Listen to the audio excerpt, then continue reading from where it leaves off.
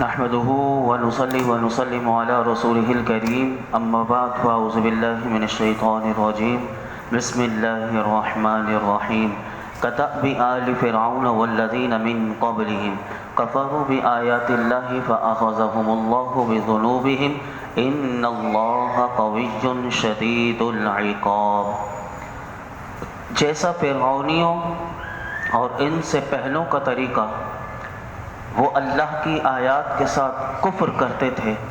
تو اللہ نے ان کے گناہوں کے سبب انہیں پکڑ لیا۔ بے شک اللہ بڑی قوت والا، سخت عذاب دینے والا ہے۔ حضرت عبداللہ بن عباس رضی اللہ عنہما فرماتے ہیں کہ آیت کا معنی یہ ہے کہ جس طرح فرعونیوں نے حضرت موسیٰ علیہ السلام کی نبوت کو یقین کے ساتھ جان لیا لیکن پھر بھی اللہ کے نبی کی تکذیب کی، یہی حال ان لوگوں کا ہے کہ رسول کریم صلی اللہ علیہ وسلم کی رسالت کو جان پہچان کر تکذیب کرتے ہیں۔ تو انہیں بتایا گیا کہ کفار قریش کو جو دنیا اور آخرت میں عذاب دیا ہے وہ ان کے ساتھ ہی مخصوص نہیں بلکہ تمام کفار اور سب منکروں کے ساتھ اللہ کا یہی طریقہ ہے کہ جو بھی اس کی آیات کو جھٹلائے گا اور کفر کرے گا تو اللہ ان کے گناہوں کے سبب انہیں پکڑ لے گا، اور اللہ بڑی قوت والا ہے اور سخت عذاب دینے والا ہے۔ آگے ارشاد فرمایا ذالک بأن اللہ لم یکن مغیرا نعمۃ انعمها علی قوم حتی یغیروا ما بانفسهم وَأَنَّ اللَّهَ سَمِيعٌ عَلِيمٌ۔ یہ اس وجہ سے ہے کہ اللہ کسی نعمت کو ہرگز نہیں بدلتا جو اس نے کسی قوم کو عطا فرمائی ہو جب تک وہ خود ہی اپنی حالت کو نہ بدلیں، اور بے شک اللہ سننے والا جاننے والا ہے۔ یہاں پر ایک قانون اللہ نے اس آیت میں بیان کر دیا کہ قدرت کا قانون یہ ہے کہ یاد رکھو کہ اللہ اگر کسی قوم کو کوئی نعمت دیتا ہے تو وہ نعمت دے کر اس نعمت کو اس وقت تک عذاب سے تبدیل نہیں کرتا کہ جب تک وہ قوم خود اپنی بدعمالیوں کی وجہ سے اپنے آپ کو اس نعمت کے لیے نااہل ثابت نہیں کرتی۔ گزری ہوئی اور موجودہ قوموں کے عروج اور زوال کا یہ اٹل قانون ہے کہ فرمایا کہ نعمت کا شکر اور حق ادا کرنے پر نعمت اور بڑھ جاتی ہے اور ناشکری کرنے پر سزا دی جاتی ہے۔ یہاں پر علماء فرماتے ہیں یہ بات بھی یاد رکھنی چاہیے کہ قدرت کا یہ قانون صرف کافر قوموں کے لیے نہیں بلکہ مسلمان بھی اگر اسی روش پر چلیں گے تو اللہ رب العالمین نے مسلمانوں کو بھی جو اپنی نعمتیں دی ہوئی ہیں وہ بھی ان سے واپس لے لیتا ہے اور انہیں ذلت و رسوائی کا سامنا کرنا پڑتا ہے۔ جو لوگ تاریخ پڑھنے والے ہیں، جو قرآن و حدیث کا مطالعہ کرنے والے ہیں، وہ اس بات کو بخوبی جانتے ہیں کہ مسلمانوں کے عروج اور زوال کی معرفت رکھنے والے بخوبی جانتے ہیں کہ جب تک مسلمانوں نے اللہ کی دی ہوئی نعمتوں کا حق ادا کیا، اللہ نے ان مسلمانوں کو وہ عروج اور وہ منازل عطا کیا کہ دنیا کی بڑی بڑی سپر پاور طاقتیں صرف ان کے زیر نگین رہی اور وہ مسلمانوں کا نام سن کر وہ لرزتے تھے، اور جب سے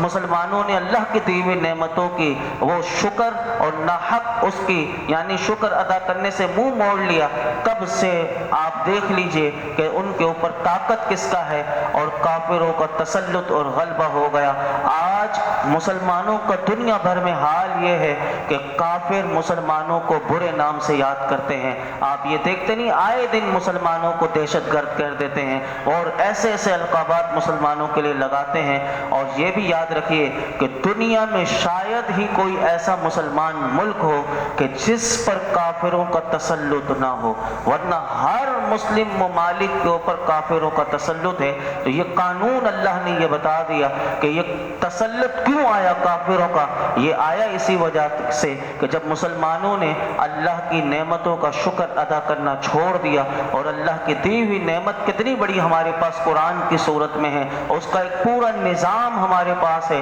لیکن آج بدقسمتی سے تمام مسلم ممالک میں قانون کافروں کا چل رہا ہے، راج کافروں کا چل رہا ہے۔ نظام مصطفیٰ کی اگر بات کی جاتی ہے تو وہاں پر ایسے کافر مسلط ہو جاتے ہیں کہ یہ نظام کی بات نہ کریں، ہم سے اگر نظام کی بات کریں گے تو ہم یہ نظام قائم نہیں ہونے دیں گے، کیونکہ وہ جانتے ہیں کہ جب مسلمان ایک ہو گئے تو پھر ہماری اینٹ سے اینٹ بجا کر رکھ دیں گے، کیونکہ پیچھے آپ کل بھی سن چکے تھے کہ ہمیشہ مدد اللہ کی مسلمانوں کے ساتھ ہے۔ آگے ارشاد فرمایا کَدَأْبِ آلِ فِرْعَوْنَ وَالَّذِينَ مِن قَبْلِهِمْ كَذَّبُوا بِآيَاتِ رَبِّهِمْ فَأَهْلَكْنَاهُمْ بِذُنُوبِهِمْ وَأَغْرَقْنَا آلَ فِرْعَوْنَ وَكُلٌّ كَانُوا ظَالِمِينَ۔ جیسا فرعونیہ اور ان سے پہلوں کا طریقہ، انہوں نے اپنے رب کی آیتوں کو جھٹلایا تو ہم نے انہیں ان کے گناہوں کے سبب ہلاک کر دیا، اور ہم نے فرعونیوں کو غرق کر دیا،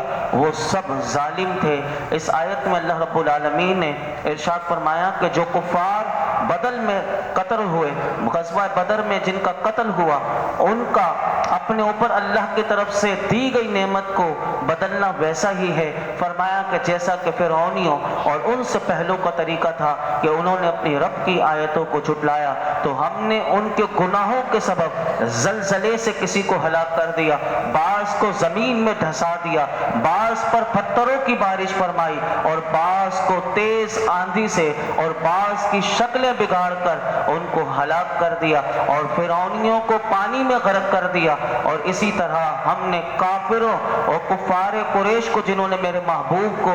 انہوں نے جھٹلایا تو ان کو ہم نے تلوار سے ہلاک کر دیا۔ تو علماء فرماتے ہیں اس آیت سے یہ معلوم ہوا کہ اگر عبرت کے لیے ان مردودوں، ان دھتکارے ہوئے، ان لانتیوں کے اگر کوئی تاریخی حالات پڑتا ہے تو یہ انسان کو عبرت حاصل ہوتی ہے۔ اسی طرح اگر عبادت کا شوق نہیں ہے تو عبادت کا شوق پیدا کرنے کے لیے اولیاء، صالحین اور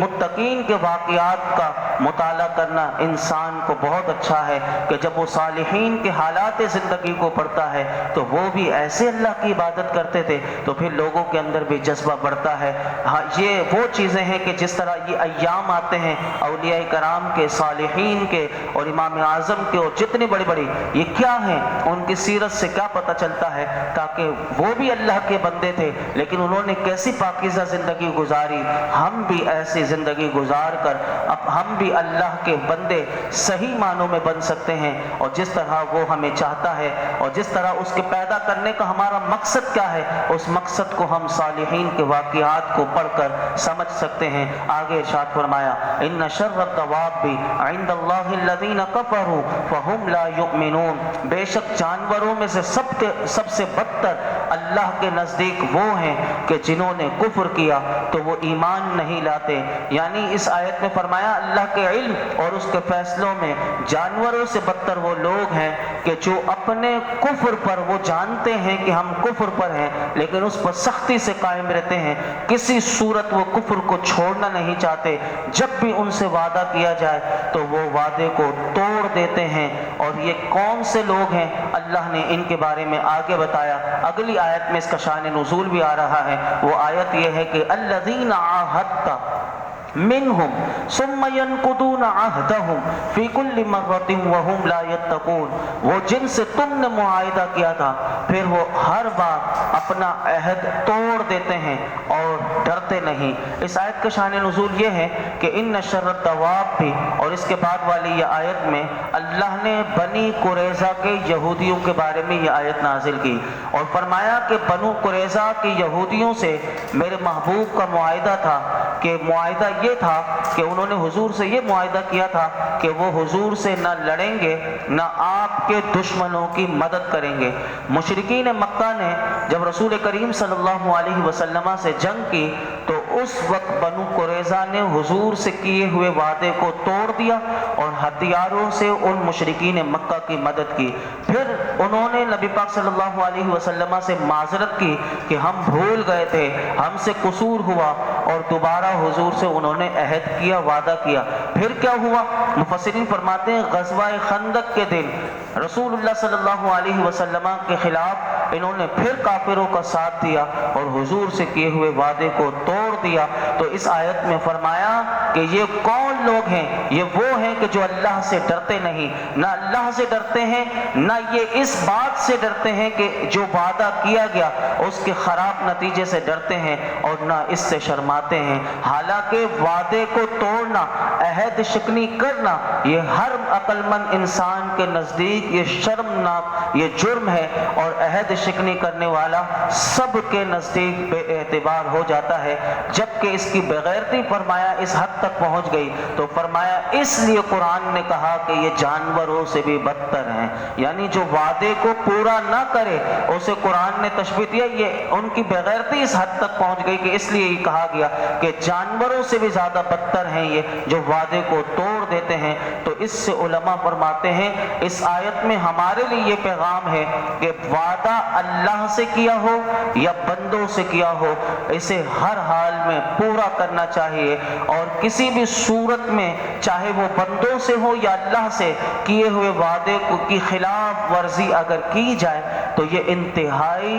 مذموم بری عادت ہے۔ دو حدیث مبارکہ میں آپ کے سامنے رکھتا ہوں کہ وعدے کو پورا نہ کرنے کے بارے میں میرے آقا کیا ارشاد فرماتے ہیں، اور دونوں بخاری شریف کی حدیث ہے۔ پہلی حدیث پاک حضرت ابو ہریرہ رضی اللہ تعالی عنہ سے روایت ہے کہ اللہ کے محبوب علیہ الصلوۃ والسلام نے ارشاد فرمایا کہ اللہ فرماتا ہے میں قیامت کے دن تین شخصوں کا مد مقابل ہوں گا۔ نمبر ایک وہ شخص کہ جو میرے نام پر وعدہ کرے، جو اللہ کے نام پر وعدہ کرے پھر وعدے کو توڑ دے۔ نمبر دو فرمایا کہ دوسرا وہ شخص کہ جو آزاد شخص کو بیچ دے اور اس کی قیمت کو کھائے، یعنی کسی کو بیچ کر اس کی قیمت کھائے۔ تیسرا وہ شخص فرمایا کہ جو مزدور سے کام پورا لے لیکن اس کی مزدوری نہ دے۔ فرمایا قیامت کے دن میں ان تینوں شخصوں کا مد مقابل ہوں گا، یعنی اللہ کی بارگاہ میں یہ کھڑے ہوئے ہوں گے اور ان سے اللہ پوچھے گا۔ تو کتنی خطرناک بات ہے کہ وعدہ کر کے پورا کرنا چاہیے۔ دوسری حدیث پاک یہ بھی بخاری شریف کی ہے، حضرت علی رضی اللہ تعالی عنہ اس حدیث پاک کو روایت کرتے ہیں کہ اللہ کے محبوب علیہ الصلوۃ والسلام نے ارشاد فرمایا کہ مسلمانوں کا ذمہ ایک ہے، جو کسی مسلمان کا عہد توڑے تو اس پر اللہ، فرشتوں اور تمام انسانوں کی لعنت ہے، اور فرمایا نہ اس کی کوئی فرض عبادت قبول کی جائے گی اور نہ نفل عبادت قبول کی جائے گی۔ تو مسلمانوں سے کیے ہوئے وعدے کو بھی پورا کرنا چاہیے کہ اس کی نہ عبادت قبول ہوتی ہے نہ فرض نہ، اور پھر تمام انسانوں کی، فرشتوں کی اللہ کی لعنت ہو۔ تو یہ وعدے کی پاسداری پر کتنی بڑی زبردست حدیث ہے۔ ہم اللہ کی بارگاہ میں دعا کرتے ہیں اللہ ہمیں وعدوں کی پاسداری کرنے کی توفیق عطا فرمائے۔ آگے ارشاد فرمایا فَإِمَّا تَسْقَفَنَّهُمْ فِي الْحَرْبِ فَشَرِّدْ بِهِمْ مَنْ خَلْفَهُمْ لَعَلَّهُمْ يَذَّكَّرُونَ وَإِمَّا تَخَافَنَّ مِنْ قَوْمٍ خِيَانَةً فَانبِذْ إِلَيْهِمْ عَلَى سَوَاءٍ إِنَّ اللَّهَ لَا يُحِبُّ الْخَائِنِينَ۔ تو اگر تم انہیں لڑائی میں پاؤ تو انہیں ایسی مار مارو جس سے ان کے پیچھے والے بھی بھاگ جائیں، اس امید پر مارو کہ شاید انہیں عبرت ہو۔ اور اگر تمہیں کسی قوم سے عہد شکنی کا اندیشہ ہو تو ان کا عہد ان کی طرف اس طرح پھینک دو کہ دونوں علم میں برابر ہوں، بے شک اللہ خیانت کرنے والوں کو پسند نہیں کرتا۔ پہلی آیت میں مفسرین فرماتے ہیں کہ اللہ رب العالمین نے ارشاد فرمایا وہ لوگ کہ محبوب جنہوں نے عہد شکنی کی، اب مسلمانوں کو سب کو پیغام دے دیا، تو انہیں لڑائی میں اگر تم پاؤ کہ تم سے وعدہ کیا تھا کہ ہم لڑائی میں تمہارے مقابل نہیں آئیں گے، کہا پھر تم لڑائی میں ان لوگوں کو پاؤ تو ان کو ایسی مار مارو کہ ان کے پیچھے والے بھی بھاگ جائیں، اور ان کی ہمتیں توڑ دو اور ان کی جماعتیں منتشر کر دو، اور اس امید پر انہیں مارو میدان جنگ میں کہ تاکہ انہیں عبرت حاصل ہو۔ اس سے علماء کہتے ہیں کہ یہ جو اسلام نے سزاؤں کا جو رکھا ہے کہ چور کی سزا یہ، زنا کرنے والوں کی سزا یہ، قاتل کی سزا یہ جو اللہ نے پورا سزاؤں کا قانون دیا ہے، تو اس میں حکمت بھی یہی ہے کہ ہر وہ جائز طریقہ استعمال کرنا درست ہے کہ جو کفار کی ہمت کو توڑ دے اور اور سزاؤں کے پیچھے بھی یہی کہ چاہے وہ اس مسلمانوں میں سے کسی کو سزا دی جائے یا کافروں کو میدان جنگ میں، اس کا مقصد یہی ہے کہ عبرت حاصل ہو جائے تاکہ آئندہ کبھی وہ ایسی حرکت نہ کرے۔ اور جو دوسری آیت میں نے آپ کے سامنے پڑھی اور اس کا ترجمہ رکھا، اس میں اللہ رب العالمین نے یہ پیغام دیا کہ عام مسلمانوں سے اور مسلم حکمرانوں سے اللہ نے خطاب کیا۔ اور آیت کا خلاصہ مختصر یہ ہے کہ جب معاہدے کے بعد جب کسی قوم کی طرف سے یہ بھی پتہ چلے کہ یہ قوم کی علامات سے پتہ چلے کہ یہ وعدہ توڑنے والے ہیں، تو پھر عہد توڑنے والوں کے لیے اللہ نے دو باتیں اس آیت میں بیان کی۔ سب سے پہلے مسلم حکمرانوں کو کہا کہ مسلمانوں کے امیر کے لیے لازم ہے کہ انہیں بتا دے، کیونکہ ان کے طرف سے اشارے مل گئے کہ انہوں نے وعدہ توڑ دیا، تو مسلمانوں کے امیر کے لیے اللہ نے کہا پہلے انہیں تم بتا دو کہ آج سے ہمارا تم سے معاہدہ ختم، اور ان پر حملہ کرنے سے پہلے انہیں جنگ کی اطلاع بھی دے دو تاکہ تم کبھی یہ نہ تمہیں کہیں کہ تم نے وعدہ توڑا تھا، تاکہ یہ دونوں باتیں انہیں بتا دو کہ ہم تم سے جنگ کریں گے، تم نے ہم سے وعدہ توڑا کافروں کو۔ اور فرمایا کہ انہیں یہ بتا دو کہ ہمارا معاہدہ تم سے ختم، تاکہ تم اس قوم میں سے نہ شمار ہو کہ جو بد عہدی کرنے والی ہے۔ اور اگر پھر دوسری بات بتائی کہ اگر ان کی عہد شکنی اتنی واضح ہو جائے کہ بالکل اب کسی کو بتانے کی بھی ضرورت نہیں، سب پر روشن ہو گیا، تو فرمایا اب انہیں بتانے کی بھی ضرورت نہیں اور انہیں اطلاع دینے کی بھی ضرورت نہیں، اب ڈائریکٹ ان پر حملہ کر دو۔ اس آیت سے علماء فرماتے ہیں کہ یہ وہ چیز ہے، وہ آیات قرآن کی ہیں کہ جس سے پتہ چلتا ہے کہ اگر کسی سے وعدہ کیا گیا ہو، عہد کیا گیا ہو، تو یہ وہ انتہائی شاندار قرآن کی تعلیم ہے کہ اگر کافروں سے بھی اگر لڑنا ہے تو اس سے بھی وعدے کی پاسداری کرنی ہے، اگر انہوں نے وعدہ نہیں توڑا، اگر توڑا ہے تو اگر واضح نہیں ہوا تو پہلے اطلاع دو، اور اگر روزے روشن کی طرح واضح ہے تو پھر بھی اطلاع دیے بغیر پھر ان پر ڈائریکٹ حملہ کر دو۔ یہ وہ چیزیں ہیں کہ جو ہمیں بہت بڑا پیغام دے رہی ہیں۔ اللہ رب العالمین ہم سب کو ہر قسم کے وعدے کی پاسداری کرنے کی توفیق عطا فرمائے، اور ہم نے جو اللہ سے وعدے کیے ہوئے ہیں، جو قرآن ہمیں بتاتا ہے کہ ہمارا اللہ سے کیا عہد ہے، اس کو سمجھنے اور اس کو بھی اللہ ہمیں پورا کرنے کی توفیق عطا فرمائے۔ الحمدللہ رب العالمین والصلاة والسلام علی سید الانبیاء والمرسلین وعلی آلہ واصحابہ اجمعین۔